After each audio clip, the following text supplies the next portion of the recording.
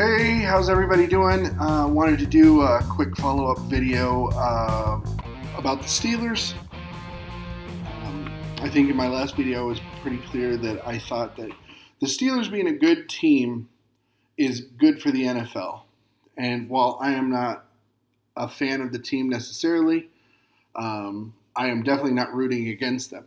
I want to make that abundantly clear because some of the message that I did get, or some of the comments that the video got rather, indicated that somehow I was trolling, and I'm certainly not doing that, not intentionally anyway. But what I do want to do is I want to give some interesting stats for everyone to consider, especially the people that disagree with me so much. Now, I've said this in the past as well. I have no dog in the fight, so to speak. It doesn't matter to me. If the Steelers go to the Super Bowl, great. If they don't, I don't care. This really doesn't matter to me. However, I think it's only fair that any reasonable fan of the team should consider the facts, and if they choose not to, they cannot. How can you blame the people that are pushing the information forward? Which is exactly what I'm trying to do. So I want you guys to consider this. This is all right. So Russell Wilson, and this is what we talked about, our quarterback situation. The quarterback situation. You guys got rid of a quarterback that clearly wasn't going. He's not a starter in the NFL.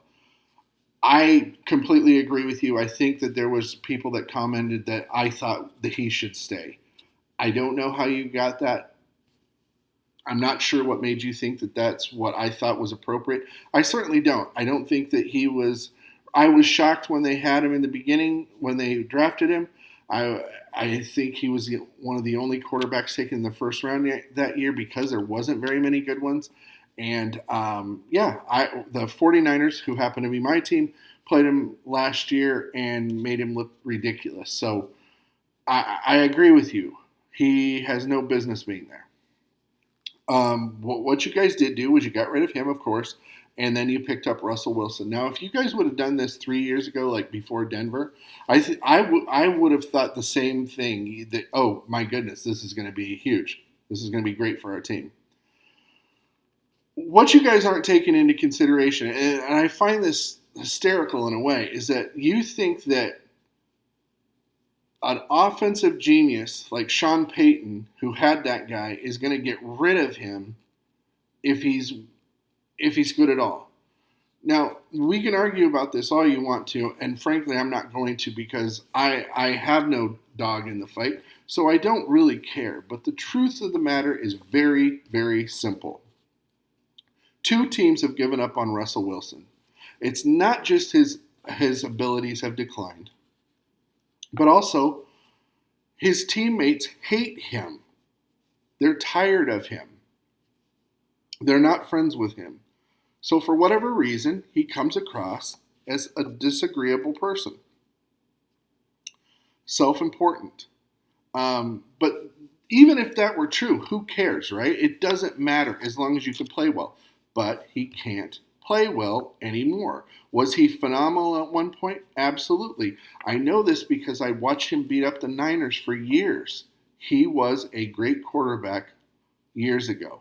However, that ship has sailed, and you guys better get used to it right now because you're in for a world of disappointment if you think he's going to turn your franchise into something else. So, third in sacks, okay? Of all the quarterbacks that played last year, there's nobody that has more sacks than him, okay? Interceptions, let's see. Third most interceptions in the NFL. So you can blame one on the offensive line if you want to. Oh, they had a terrible offensive line. Sure. So you're going to blame the interceptions on him for that as well? So let's just say Russell Wilson isn't what you're excited about. You guys are now excited about Justin Fields. Now, Justin Fields, by all accounts, is the exact opposite. Everybody loves Justin Fields in Chicago. He could have ran for mayor.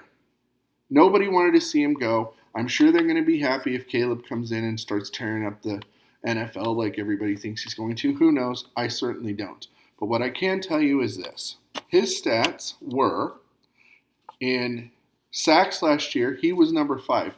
As mobile as he is, and as decent as the Chicago line is, he still was number 5 in sacks last year.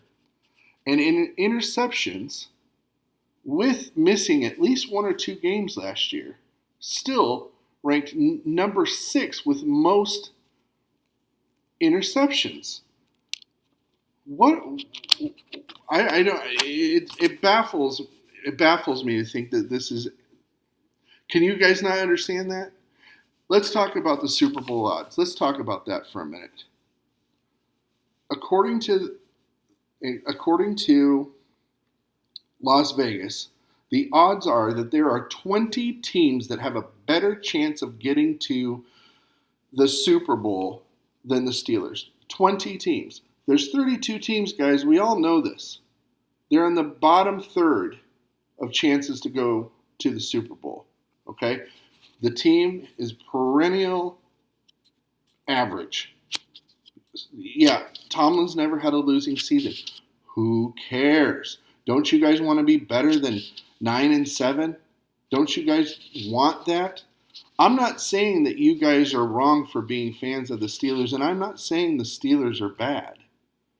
I'm not saying they're a bad team. I'm not making fun of you guys, but you guys are not hearing the facts. All right? So when DraftKings comes out and says they are a 7-win team, they're probably a 7-win team. Maybe they're an 8-win team. Maybe they're a 9-win team. But they are not a Super Bowl team.